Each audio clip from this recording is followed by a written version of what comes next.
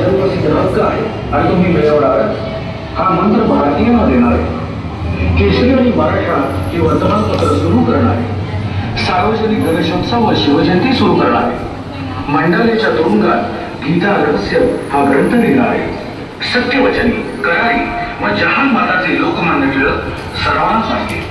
बघूया त्यांचं बालपण कसं होतं.